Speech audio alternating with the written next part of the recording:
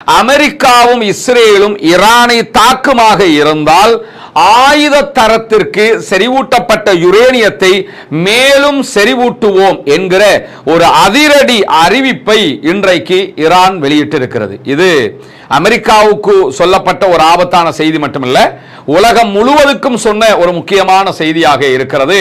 மத்திய கிழக்கை மறுவடிவமாக வடிவமைப்பதற்குரிய ஒரு காலகட்டமாக இஸ்ரேலிய பிரதமர் பெஞ்சமின் நெதன்யாகு இந்த யுத்த காலத்தை பயன்படுத்திக் கொள்ளுகிறார் அப்படின்னு சொல்லி இன்றைக்கு கத்தாரினுடைய முன்னாள் பிரதமர் ஷேக் ஹமாத் இப்னு ஜாசிம் அல் தானி அவர்கள் அல் ஜசீராவுக்கு சொல்லியிருக்கக்கூடிய செய்திகள் வெளியாகி இருக்கிறது. இன்றைக்கு கத்தருடைய LNG கப்பல் ஒன்று ஹொர்முஸ் ஜலசந்தியை பாதுகாப்பாக ஈரானுடைய அனுமதியோடு கடந்திருக்கிறது என்கிற செய்திகள் வெளியாகி இருக்கிறது. ஹொர்முஸை கடந்து போகிற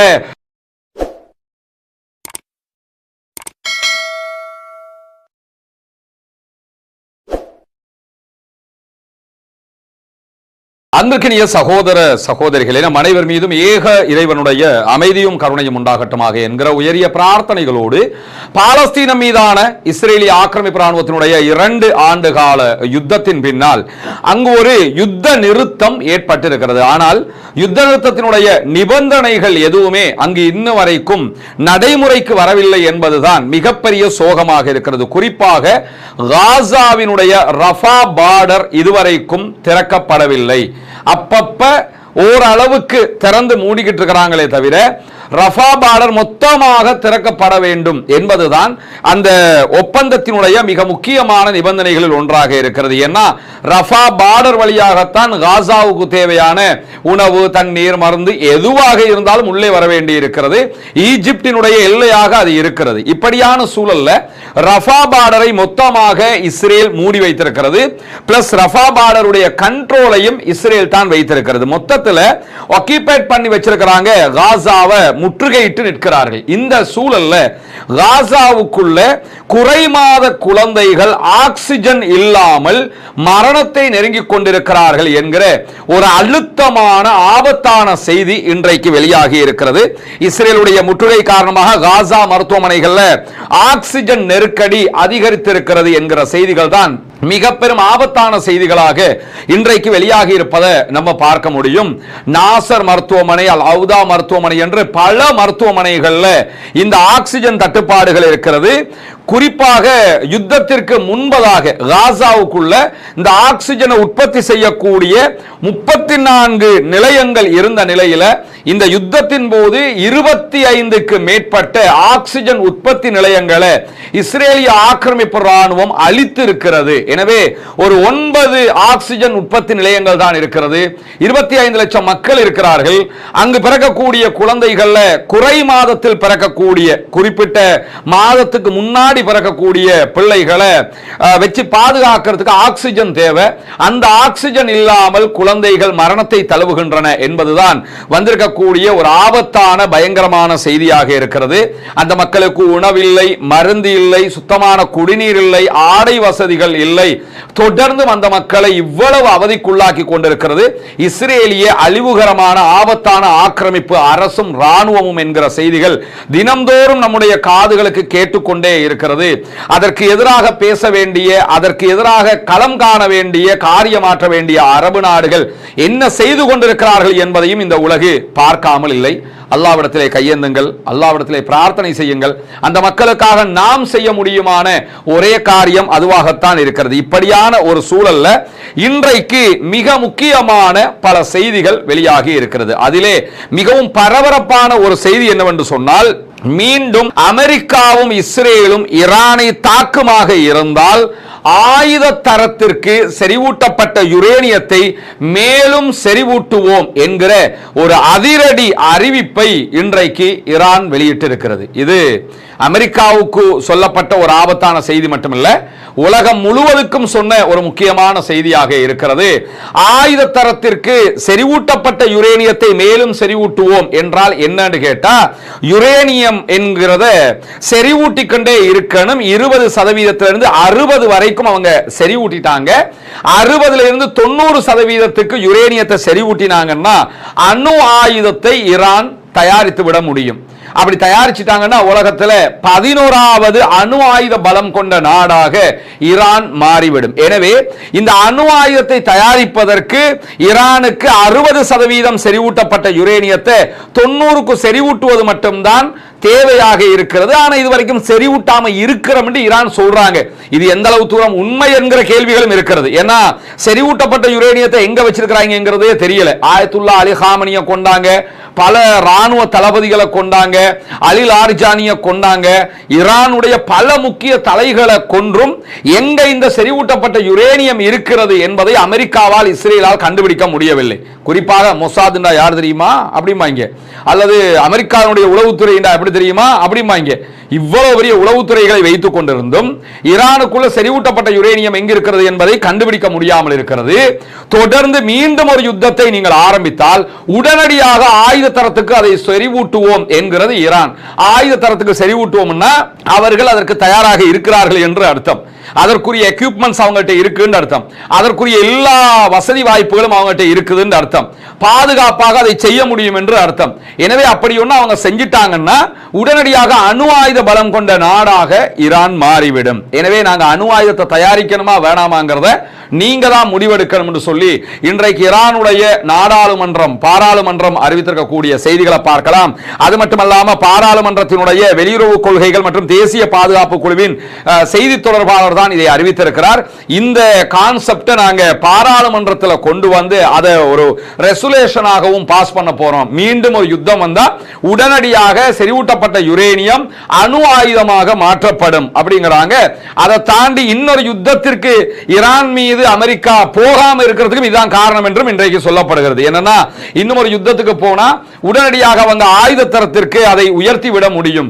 உயர்த்திட்டாங்கன்னா அணு ஆயுத தயாரிச்சதுக்கு பிறகு நீங்க என்ன பண்ண போறீங்க? அணு ஆயுத பலம் கொண்ட நாடாக நார்த் கொரியா வடகொரியா ஆனதுனாலதான் இன்ன வரைக்கும் வடகொரியாவோட சண்டை பயங்காட்டலாமே தவிர பூச்சாண்டி காட்டலாமே தவிர வடகொரியாவோட யுத்தத்துக்கு போறாங்களா? போக முடியாம இருக்குது. ரஷ்யாவோட வாயால முட்ட முடியும், ஆனா சண்டைக்கு போக முடியல. இந்தியாவும் பாகிஸ்தானும் என்ன தாக்குதல்கள் நடத்தினாலும் ஒரு அளவோட நின்றுக்குவாங்க. ஏன்னா ரெண்டு நாடுமே அணு ஆயுத பலம் கொண்ட நாடுகளாக இருக்கின்றன. இப்படி அணு ஆயுத பலம் கொண்ட நாடாக ஈரான் மாறிவிட்டால் அதுக்கு பிறகு ஒண்ணுமே பண்ண முடியாது. எங்களை அந்த இடத்துக்கு கொண்டு போயிடாதீங்க அப்படின்னு சொல்லி ஈரான் சொல்றதுல இருந்து அதுக்கு அவங்க தயாராக இருக்கிறாங்க என்கிற செய்திகளை நம்ம புரிந்து கொள்ள முடிகிற அதே நேரம் இன்றைக்கு வெளியாகி இருக்கக்கூடிய இன்னும் ஒரு முக்கியமான செய்தி, 2 நாட்களாக நம்மளும் சொல்லிக் கொண்டிருக்கிறோம். என்னன்னா UAE ஐக்கிய அரபு அமீரகம் இஸ்ரேலுடைய உதவியை பெற்று அயன் டோம் சிஸ்டங்களை கொண்டு வந்து அவங்களுடைய நாட்டில் நிறுவி இருக்கிறாங்க. இன்னும் சொல்ல போனா ஈரானுக்கு எதிராக தாக்குதல்களை அவர்கள் நடத்தி இருக்கிறார்கள். அந்த செய்திகளை இன்னைக்கு ஒரு தனி வீடியோவாகவும் நம்ம ரஸ்மினமயசி நியூஸ் என்கிற இதே தளத்தில் வெளியிட்டிருக்கிறோம். பார்க்காதவர்கள் பார்த்துக் கொள்ள முடியும். நேற்றைய தினம் UAEக்கும் சவுதி அரேபியாவுக்கும் நடக்கக்கூடிய இன்டர்னல் வார் சம்பந்தமாகவும் ஒரு வீடியோ வெளியிட்டிருக்கிறோம்.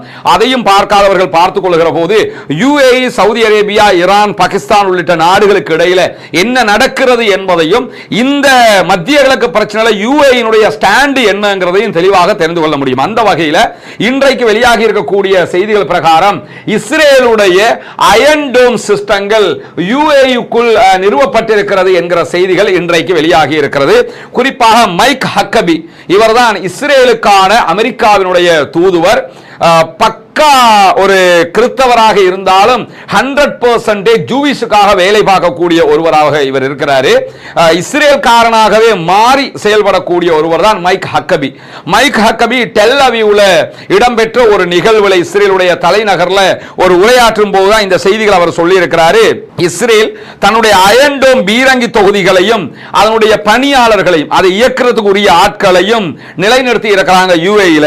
அமெரிக்காவுடைய தூதர் மைக் ஹக்கபியும் மைக் வால்டரும் பகிரங்கமாகவே இந்த செய்திகளை சொல்லி இருக்கிறது மட்டுமல்லாம மைக் ஹக்கபி மேலதிகமாக பேசும்போது ஒரு லாஜிக் சொல்றாராம்.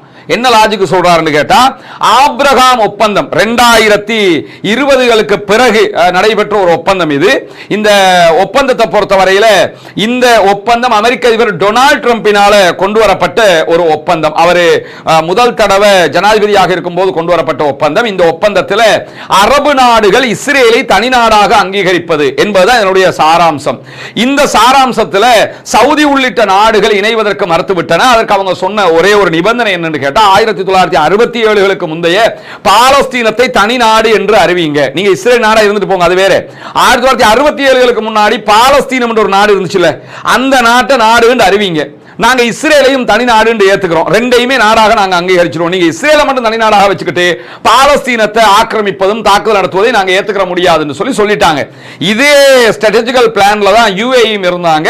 ஆனா இந்த ஆபிரகாம் ஒப்பந்தம் வந்த நேரத்தில் என்ன பண்ணிட்டாங்கன்னா, சவுதி உள்ளிட்ட கல்ஃப் கண்ட்ரீஸினுடைய இந்த கட்டுக்கோப்புகளை மீறி UAE, பஹ்ரைன், மொரோக்கோ உள்ளிட்ட நாடுகள் இந்த ஆபிரகாம் ஒப்பந்தத்துக்கு கீழே போய் இஸ்ரேலை தனி நாடாக அங்கீகரித்தார்கள்.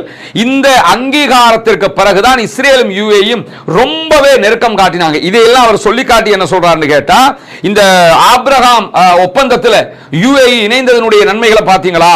இஸ்ரேல் உங்களை காப்பாத்துது, இஸ்ரேல் உங்களுக்கு பாதுகாப்பாக நிக்குது, இஸ்ரேல் அவங்களுக்கு அயன் டோம் பாதுகாப்பை எல்லாம் கொடுத்திருக்குது என்று சொல்றது மட்டுமல்லாம, அரபு நாடுகள் ஒரு முடிவுக்கு வரணும். என்ன முடிவுக்கு வரணும் என்று சொன்னா, ஈரானால் தாக்கப்படுவதற்கு வாய்ப்பு அதிகமா அல்லது இஸ்ரேல் தாக்குவதற்கு வாய்ப்பு அதிகமா, அதை நீங்க முடிவெடுத்துக்கிறீங்க. உங்களை யார் தாக்கி இருக்கிறா? இப்ப இஸ்ரேல் தாக்கிச்சா? ஈரான் தான் தாக்கியது. ஏன் இஸ்ரேல் தாக்கலையா? கத்தார் மேல இஸ்ரேல் அட்டாக் பண்ணானா இல்லையா? அட்டாக் பண்ணினா. ஆனா அவர் அதெல்லாம் மறந்துகிட்டு என்ன சொல்றாருன்னா, உங்களை தாக்கினது யாரு? ஈரான் தாக்கியதா இஸ்ரேல் தாக்கியதா? ஈரான் தான் தாக்கியது. எனவே நீங்க உங்களுக்கு உதவினது இஸ்ரேல், உங்களை தாக்கினது ஈரானாக இருக்கிற நேரத்தில் நீங்க என்ன பண்ணலாம் என்று சொன்னா, இப்போ ஒரு முடிவெடுக்கணும். நீங்க ஈரான போறதா அல்லது இஸ்ரேலை அங்கீகரித்து ஆபிரகாம் ஒப்பந்தத்தில் இணைகிறதா என்று சொல்லி. எனவே உங்க மேல ஏவுகணைகளை அனுப்பியது ஈரானாக இருக்கிறது, நீங்க எல்லாரும் இஸ்ரேலோட சேர்ந்துக்கிறங்க அப்படின்னு சொல்லி அவர் ஒரு செய்தியை சொல்லி இருக்கக்கூடிய நேரத்தில் இன்றைக்கு அல் ஜஸீரா இன்னும் ஒரு முக்கியமான ஒரு தனி ஆர்டிகலை வெளியிட்டிருக்கிறாங்க. அது என்னன்னு கேட்டா, மத்திய கிழக்கை மறுவடிவமாக வடிவமைப்பதற்குரிய ஒரு காலகட்டமாக இஸ்ரேலிய பிரதமர் பெஞ்சமின் நெதன்யாகு இந்த யுத்த காலத்தை பயன்படுத்திக் கொள்ளுகிறார் அப்படின்னு சொல்லி இன்றைக்கு கத்தாரினுடைய முன்னாள் பிரதமர் ஷேக் ஹமாத் இப்னு ஜாசிம் அல் தானி அவர்கள் அல் ஜஸீராவுக்கு சொல்லியிருக்கக்கூடிய செய்திகள் வெளியாகி இருக்கிறது. கடந்த ஆண்டும் நம்ம நபிகள் நாயகம் ஸல்லல்லாஹு அலைஹி வஸல்லம் அவர்களுடைய வழிகாட்டுதல் பிரகாரம், திருமறை குர்ஆனுடைய வழிமுறைகள் பிரகாரம் கூட்டு குர்பான் திட்டத்தில் குர்பானி பங்குகளை இணைத்து ஏழை எளிய மக்களுக்கு அதனுடைய பலனை கொண்டு போய் சேர்க்கிற பணியை செய்திருந்தது உங்களுக்கு எல்லாம் தெரியும். அந்த அடிப்படையில் இம்முறையும் அதே போன்று கூட்டு குர்பானி திட்டம் நடைமுறைப்படுத்தப்பட இருக்கிறது. இப்னு அப்பாஸ் ரலியல்லாஹு அன்ஹு அவர்கள் அறிவிக்கக்கூடிய ஆதாரபூர்வமான நபிமொழி திர்மிதி, இப்னு மாஜா உள்ளிட்ட பல நபிமொழி கிரந்தங்களிலே பதிவு செய்யப்பட்டிருக்கிறது. ஹஜ்ஜு பெருநாளுடைய நாள் வந்தது. நபிகள் நாயகம் ஸல்லல்லாஹு அலைஹி வஸல்லம் அவர்களோடு நாங்கள் ஒரு பயணத்திலே இருந்தபோது மாட்டிலே 7 பேரும் ஒரு ஒட்டகத்தில் 10 பேர் வீதமும் நாங்கள் கூட்டு குர்பானியில் ஒன்றிணைந்தோம் என்று சொல்லுகிறார்கள். எனவே கூட்டு குர்பான்ல நம்ம இங்க ஒட்டகம் கிடையாது ஸ்ரீலங்கால. ஒரு மாடு தனியாக நீங்க வாங்கி குர்பானி கொடுக்கணும்னு நினைச்சீங்கன்னா அதற்கான தொகை 3 லட்சங்கள் என்று நிர்ணயிக்கப்பட்டிருக்கிறது. இதே நேரத்தில் ஒரு பங்காக கொடுக்கணும்னு விரும்பினீங்க என்று சொல்லி சொன்னா 7 பேர் இணைந்து ஒரு பங்கு என்கிற விதத்தில் ஒரு பங்கினுடைய விலை 43,000 இலங்கை ரூபாய்கள் என்று நிர்ணயிக்கப்பட்டிருக்கிறது. ஏழை எளிய மக்களுக்கு இதனுடைய பலன்கள் போய் சேரும் விதமாக இந்த கூட்டு குர்பானியுடைய திட்டத்திலே இணைய விரும்புகிற சகோதரர்கள் முன்னால் தெரிகிற நம்முடைய வங்கி கணக்கிலக்கத்திற்கு உங்களுடைய குர்பானுடைய பங்குகளுக்கான பணத்தொகைகளை அனுப்பி வைக்க முடியும். வெளிநாடுகளிலிருந்து இணைய விரும்புகிற சகோதரர்கள் இதற்கான பணத்தை அனுப்ப முடியாது எனும் பட்சத்தில் முன்னால் தெரிகிற என்னுடைய வாட்ஸ்அப் இலக்கத்திற்கு நீங்கள் தொடர்பு கொண்டீங்கன்னா எப்படி நீங்கள் பணம் அனுப்புவது என்கிற விவரங்கள் நம்ம உங்களுக்கு சொல்வதற்கு தயாராக இருக்கிறோம். எனவே ஒருபுறம் மைக் ஹக்கபி இப்படி சொல்றாரு, நீங்க இஸ்ரேலை தேர்ந்தெடுங்க, இஸ்ரேல் தான் உங்களை பாதுகாக்க முடியல, எங்களை இஸ்ரேல் பாதுகாக்க, நாங்க ஈரான் பக்கம் போறோமா இல்லையாங்கிறது ரெண்டாவது. இஸ்ரேல் எங்களை பாதுகாக்காது. அதுக்கான காரணம் என்னன்னு கேட்டா, இஸ்ரேலுடைய தி கிரேட்டர் இஸ்ரேல், பரந்துபட்ட இஸ்ரேல், விரிவான இஸ்ரேல் என்கிற திட்டத்துக்குள்ள அரபு நாடுகளை ஆக்கிரமிப்பதுதான் அவர்களுடைய திட்டம். இந்த வன்முறை காலத்தை, ஈரானுடனான யுத்தத்தை பயன்படுத்தி இஸ்ரேல் அதைத்தான் செய்ய பார்க்கிறது. எங்களையும் ஈரானையும் மோதவிட்டு அதுல நாங்க பலவீனப்பட்டதற்கு பிறகு எங்களை ஆக்கிரமிப்பதற்குரிய வேலையை தான் இஸ்ரேல் செய்ய பார்க்குது. எனவே நாங்க தெளிவாகத்தான் இருக்கிறோம் என்று சொல்லி அவர் மிக தெளிவாக சொன்னது மட்டுமல்லாம, வளைகுடா நாடுகள், கல்ஃப்ல இருக்கக்கூடிய நாடுகள் எல்லாம் அவசரமாக ஒரு பாதுகாப்பு ஒப்பந்தத்திற்கு கீழாக வர வேண்டும். நம்ம எல்லாரும் சேர்ந்து ஒரு பாதுகாப்புக்கு கீழே வரணும். இதைத்தான் சவுதி அரேபியாவுடைய பட்டத்து இளவரசர் முகமது பின் சல்மான் அடிக்கடி என்ன சொல்றாருன்னா, ஒரு அரப் நேட்டோ ஒன்ன உருவாக்கணும்ங்கிறாரு. மிடில் ஈஸ்ட தாண்டி இருக்கக்கூடிய, கல்ஃபை தாண்டி இருக்கக்கூடிய, அவுட் ஆஃப் கல்ஃப்ல இருக்கக்கூடிய அரபு கண்ட்ரீஸையும் சேர்க்கணும் அப்படிங்கிறாரு. அதை தாண்டி இஸ்லாமிய நாடுகளையும் சேர்க்கணும்ங்கிறார். அதனால்தான் துருக்கி, ஈஜிப்ட், அதே போன்ற ஆப்பிரிக்க ஆப்பிரிக்காவில் இருக்கக்கூடிய இன்னும் சில கண்ட்ரிஸ், அதே போன்று வளைகுடாவில் இருக்கக்கூடிய நாடுகளோடு சேர்த்து அணு ஆயுத பலம் கொண்ட பாகிஸ்தானை இணைத்து ஒரு அரப் நேட்டோ ஒன்று உருவாக்குறதுக்கு சவுதி அரேபியா மிக தீவிரமாக வேலை பார்த்து கொண்டிருக்க. இப்ப பாகிஸ்தானோட அவங்களுக்கு ரொம்ப நெருங்கின காரியங்களை எல்லாம் ஆற்றிக் கொண்டிருக்கிறது மட்டுமல்லாம பாகிஸ்தானிலிருந்து ஆயுதங்களையே வாங்கி பிற நாடுகளுக்கு விற்கிற வேலையும் சவுதி அரேபியா இந்த அடிப்படையில் தான் செய்து வரக்கூடிய நேரத்தில் இன்றைக்கு இன்னும் ஒரு முக்கியமான செய்தி வெளியாகி இருக்கிறது. சவுதி அரேபியாவுடைய மிகப்பெரிய எண்ணெய் ஏற்றுமதி நிறுவனமாக இருக்கக்கூடிய அரம்கோவினுடைய நிர்வாக அதிகாரியாக செயல்படக்கூடிய அமீன் நாசர் அவர்கள் வெளியிட்டிருக்கக்கூடிய ஒரு செய்தி, ஜலசந்தி ஹொர்முஸ் ஜலசந்தி மூடப்பட்டிருக்கக்கூடிய ஒவ்வொரு வாரமும் சந்தையில் சுமார் 10 கோடி பேரல் எண்ணெய் நஷ்டம் ஏற்பட்டு கொண்டிருக்கிறது. ஒரு வீக்குக்கு 7 டேஸுக்கு 10 கோடி பேரல் எண்ணெய் சந்தையில் நஷ்டம் அடைஞ்சுக்கிட்டு இருக்குது, நமக்கு வீழ்ந்துகிட்டே இருக்குது அப்படின்னு சொல்லி அவர் இன்றைக்கு சொல்லி இருக்கிறது மட்டுமல்லாம முன்னையெல்லாம் ஒரு நாளைக்கு ஹொர்முஸ் ஜலசந்தியில மினிமம் 70 கப்பல்கள் போக்குவரத்து நடக்கும். ஆனா இப்ப எல்லாம் அது வெறுமனே 2 தொடக்கம் 5 வரைக்கும் மட்டுப்படுத்தப்பட்டிருக்குது. ஹொர்முஸ் ஜலசந்தியில 70 கப்பல்கள் வியாபாரத்துக்கு போய்கிட்டு வந்துகிட்டு இருக்கும். அங்க நிக்கிறதுங்கிறது வேற, ஜலசந்திக்குள்ளேயே போய் வர்றது அவர் சொல்றாரு.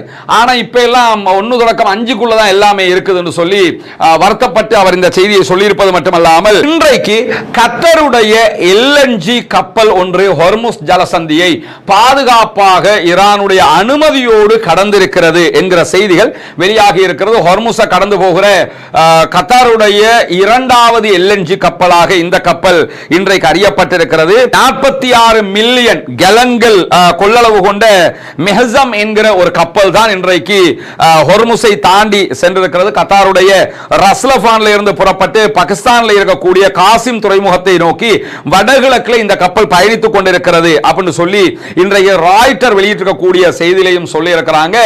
இது பாகிஸ்தான் ஈரானோடு பேசி, பாகிஸ்தான் கத்தாரோடு பேசி, கத்தரும் பாகிஸ்தானும் ஈரானோடு பேசி எடுக்கப்பட்ட முடிவுக்கிணங்க தான் இந்த கப்பல்கள் பயணிக்கிறது. இந்த கப்பல் எப்படி போகணுங்கிற வழித்தடத்தை ஈரான் தான் சொல்லி இருக்கிறது. இன்றைக்கு ஈரான் வெளியிட்ட இன்னும் ஒரு செய்தியில வியட்நாம் போகக்கூடிய ஒரு எண்ணெய் கப்பல் ஈரான் சொன்ன இந்த பாதையில எண்ணெயை ஏற்றிக்கொண்டு கடந்து சென்றிருக்கிறது. இது ஈரானுடைய எண்ணெய்களை ஏற்றிக்கொண்டு போகக்கூடிய கப்பல் என்று சொல்லி இருந்தது. குறிப்பாக வியட்நாம் நோக்கி போகிற மால்டா கொடியை ஏந்தி இருக்கக்கூடிய அகியோஸ் பனூரியோஸ் என்கிற கப்பல் தான் ஈரான் சொல்லி இருக்கக்கூடிய இந்த கப்பல். ஆனால் ஈரானுடைய தஸ்னீம் நியூஸ் ஏஜென்சி இந்த கப்பல் ஹொர்முஸை தாண்டி பாதுகாப்பாக போயிருக்கிறது என்கிற செய்திகளை சொல்லி இருக்கிறார். அதே நேரம் அமெரிக்காவுடைய மத்திய கட்டளை பிரிவு சென்காம் வெளியிட்டிருக்கக்கூடிய அறிவிப்புல ஈரான் சொன்ன அதே கப்பல், அதாவது மால்டாவினுடைய கொடியேற்றப்பட்ட அகியோஸ் பனூரியோஸ் என்கிற கப்பலை நாங்கள் தடுத்து நிறுத்தி இருக்கிறோம் என்று சொல்லி இருக்கிறார்கள். ஆனால் அதுக்குள்ள எண்ணெய்கள் எதுவும் இருக்கவில்லை. குறிப்பாக ஈரானுடைய எண்ணெயை அவங்க ஏத்திட்டு போகல அப்படின்னு சொல்லி இருக்கிறாங்க. ஆனா ஈரான் தெளிவாக சொல்லும் போது எங்க ஏரியாவிலிருந்து எண்ணெயை ஏத்திக்கிட்டு போகிற கப்பல் எண்ணெயோடு தான் போகுது அப்படிங்கிறாங்க. அமெரிக்கா சொல்லும் போது கப்பலை தடுத்து இருக்கிறோம், அதுக்குள்ள எந்த எண்ணெயுமே இல்ல அப்படின்னு சொல்லி இருக்கிறாங்க. எனவே கப்பலை தடுத்தது உண்மையா, எண்ணெய் இருந்ததா இல்லையா என்பதை 3ஆம் தரப்பு உறுதிப்படுத்துகிற வரைக்கும் அதை நாம் ஏற்றுக்கொள்ள முடியாத சூழல் இருக்கிறது. ஈரானுடைய தஸ்னீம் நியூஸ் ஏஜென்சியினுடைய கருத்து பிரகாரம் இன்றைக்கு அப்படி ஒரு கப்பலும் போயிருக்கிறது என்பதை நாம் புரிந்து கொள்ள முடியும். எனவே ஈரானுக்கும் அமெரிக்காவுக்கும் இடையிலான இந்த ஹொர்முஸ் ஜலசந்தி சிக்கல் என்பது மிகப்பெரிய ஒரு பிரச்சனையாக மாறிக்கொண்டிருக்கிறது. ஈரானுடைய தெளிவான அறிவிப்பு இன்னைக்கு இதுக்கு மேல யுத்தம் பண்ணினீங்கன்னா அணு ஆயுதத்தை தயாரிப்போம்ட்டாங்க. எனவே இனிமேல் என்ன செய்ய போகிறார் அமெரிக்க அதிபர் டொனால்ட் ட்ரம்ப் என்கிற கேள்வியும் தற்போது நம் முன்னால் வைக்கப்பட்டிருக்கிறது. பொறுத்திருந்து பார்ப்போம் என்னவெல்லாம் நடக்கிறது என்பதை. ஆக்கிரமிப்புகள் ஓய வேண்டும், ஆக்கிரமிப்பாளர்களும் ஓய வேண்டும். ஆக்கிரமிப்புகள் ஓய்ந்து மத்திய கிழக்கிலும் முழு உலகிலும் அமைதி திரும்ப வேண்டும் என்கிற உயரிய பிரார்த்தனைகளோடு தொடர்ந்தும் ஆக்கிரமிப்பாளர்களுக்கு எதிராக ஜனநாயக ரீதியாக குரல் எழுப்புவோமாக. வாஹ்ரு தஅவானா அல்ஹம்துலில்லாஹி ரப்பில் ஆலமீன்.